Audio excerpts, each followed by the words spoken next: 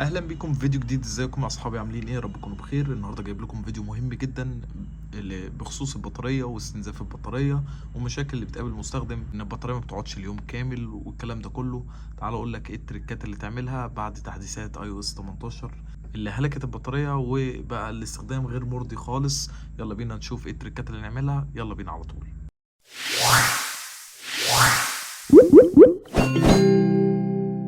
اول حاجه لازم تكون مفعلها وهي وضعيه الدارك مود. ليه بقى وضعيه الدارك مود؟ وضعيه الدارك مود دي بتساعد جدا في الحد من استنزاف الطاقه. يعني وضعيه اللايت زي ما انت شايف كده انا مفعل الدارك مود. يعني لو فعلته على اللايت هتلاقي ان الشاشه بقت بيضه والسطوع بقى عالي جدا، فده بيستهلك من الطاقه بشكل كبير. يعني بشكل انت مش يعني هو بشكل كبير انت مش واخد بالك، بس هو فعلا لو مثلا البطاريه هتقعد معاك بوضعيه الدارك مود يعني ساعتين 3 زيادة، ده الفرق ما بين اللايت مود والدارك مود.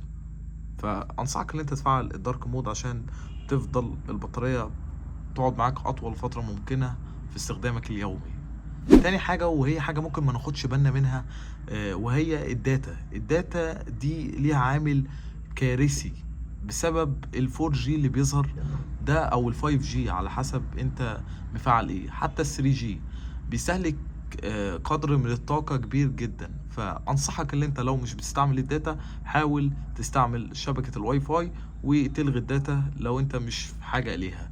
ما تسيبش الداتا شغالة عاطل على باطل. تالت حاجة بقى واللي هي الحاجة ان ممكن ما ناخدش بالنا منها برضو وهي الاير دروب. لو دخلنا كده على الاعدادات ودخلنا على العام وحاجة اسمها الارسال السريع اللي هو الاير دروب، لازم تتأكد ان هو مقفول، يعني مش فاتحه حتى عند جهات الاتصال عشان هو بيفضل شغال وده بيستهلك قدر كبير من الطاقة.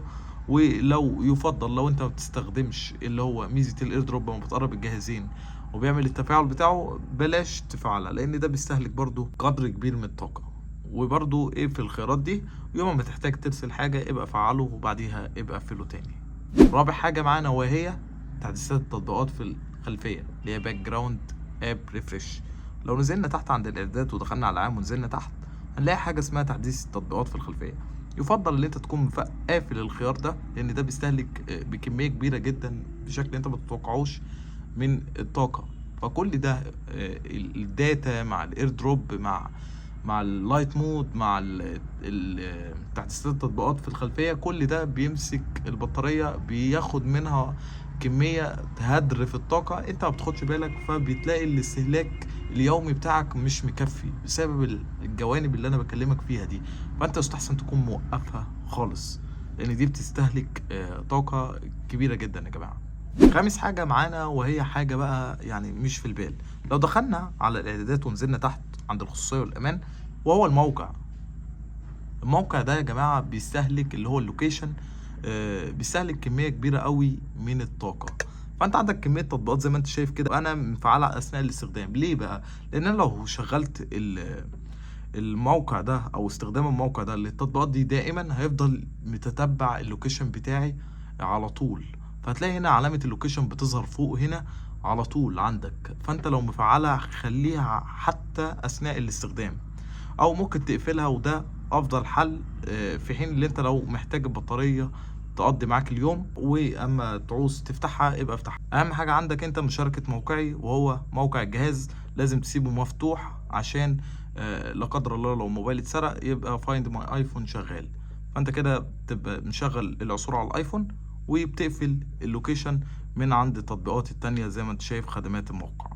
ممكن تفعلها اثناء الاستخدام وممكن تقفلها خالص. تمام. الحاجه بقى اللي بعد كده وهي الستة. لو دخلنا برضو على الاعدادات ونزلنا عند الخصوصيه والامن ونزلنا تحت كده هنلاقي حاجه اسمها التحليلات والتحسينات. لو دخلنا على الخيار ده هتلاقي على طول انت ممكن تكون شغال عندك ان الايفون بتاعك بيشارك التحليلات بتاعته، نظام التشغيل والباجز والكراشات واللي هي المشاكل اللي بتحصل في الاي او اس. بتبقى البيانات دي بتترسل بشكل غير مباشر لابل. فانت الاحسن ان انت تقفل الخيار ده اصلا لان انت مش هتحتاجه. وكده اضمن لك ان استهلاك الطاقه هيخف كتير جدا وهتحس بفرق كبير عن الاول. نخش على الحاجه السابعه وهي الشاشه. شاشة العرض اللي انت سايبها اولويز اون ديسبلاي دي اللي هي الشاشة على طول بتفضل مفتوحة، دي بتستهلك كمية كبيرة قوي من الطاقة.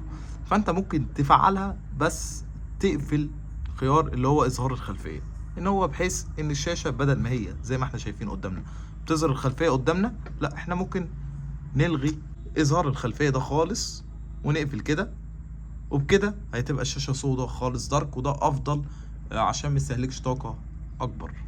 تمام تمام. ولو محتاج ان التليفون يقعد معاك فترة اطول او تحافظ على الطاقة بقدر الامكان، ممكن تستغنى عن الميزة دي. وانا بقول يعني كفاية تستغنى عن الخلفية وتخلي وضعية الاولوز اون ديسبلاي او شاشة العرض على طول تبقى مفتوحة، تستغنى بس عن الخلفية، ده افضل حل. تمام تمام.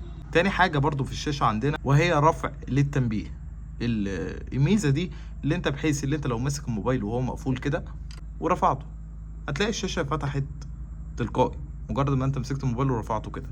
دي برضو بتستهلك من الطاقة، يعني لو محتاج ان الموبايل تحس بفرق كل المشاكل ده. انا ما بقولكش استغنى عن كل المميزات اللي انا بعرضها لك او الحاجات اللي انت بتستغنى عنها دي، انا بقول لك حاول تستغنى عن الحاجات اللي تقدر تستغنى عنها بناء على كذا خطوه اللي انا اديتها لك او كذا اعداد اللي انا وريته لك. شويه اعدادات ممكن ما تاثرش معاك وشويه اعدادات تسيبهم عادي عشان ما تفقدش مميزات اللي هي يعني ما ينفعش الواحد في مميزات انا ما اقدرش اقفلها حتى لو هتستهلك من البطاريه، زي الاولوز ان ديسبلاي او الرايز او اللي هو رفع للتنبيه. تامن حاجه بقى معانا وهي مده استخدام الجهاز. لو دخلنا على الاعدادات ودخلنا على الخيار ده ولو فعلناه، ده بيستهلك كميه بناء على التحليلات والبيانات اللي بيجمعها لك ان انت استخدمت الجهاز بقالك قد ايه او تطبيق فلان بقاله قد ايه والكلام ده كله، ده بياخد كميه كبيره قوي من الطاقه. لو دي مش هتفيدك قوي او مش ليها اهميه بالنسبه لك، يفضل تقفلها لانها بتستهلك كميه كبيره من الطاقه. وكمان ابعاد الشاشه. ابعاد الشاشه دي ان انت لما بتقرب من الجهاز بيديلك النوتيفيكيشن دي او الاشعار ده ان انت عينك قريبه من الشاشه، يفضل تقفل التنبيه ده برضو لو مش محتاجه لان كل ده بيستهلك من الطاقه. تمام تمام. الحاجه اللي قبل الاخيره معانا وهي التطبيقات. لو انت بتحدث التطبيقات تلقائيا او مفعله تلقائي، ده بيستهلك كميه كبيره من الطاقه برضو. فانت لو مش محتاج ان انت تخلي التطبيقات تتحدث بشكل اوتوماتيك، ده بيوفر عليك النت واستهلاك الداتا بتاعتك، وكمان بيوفر عليك استهلاك الطاقة لان كل ده بيشتغل والموبايل مقفول والكلام ده كله بياخد كمية من طاقة البطارية برضو. فالافضل ان انت تقفل الخيار ده. تعال نخش ازاي نقفله. اول حاجة بنخش على نعمل سيرش هنا ونكتب اب ستور، ونخش على الاب ستور هتلاقي حاجة تنزيل التطبيقات. تثبيت التطبيقات المجانية والمدفوعة تلقائيا انا اقفلها. تحديث التطبيقات تلقائيا دي تقفلها كمان. الخيارين دول بس تكتفي بيهم اللي انت تقفله، وبكده اضمن لك ان الجهاز بناء عن الاعدادات اللي موريها لك دي كلها هتحس بفرق كبير لو طبقت مش كلهم، معظمهم او شوية منهم هتحس بفرق، والحاجات اللي انت ما تقدرش تستغنى عنها تقدر تسيبها عادي جدا. الحاجة الاخيرة معانا وهي التطبيقات. التطبيقات اللي شغالة في الخلفية زي ما احنا شايفين ده كله، دي انت اما بتقفلها دي اكبر غلطه، لان انت اما بتيجي تقفل التطبيق ده هديك مثل يعني هحاول ابسطها لكم. اما تيجي تقفل التطبيق هو بيكون يعني خلاص هو فهم التطبيق وفتحه وبرمجه خلاص والموبايل عرف انت وصلت لفين.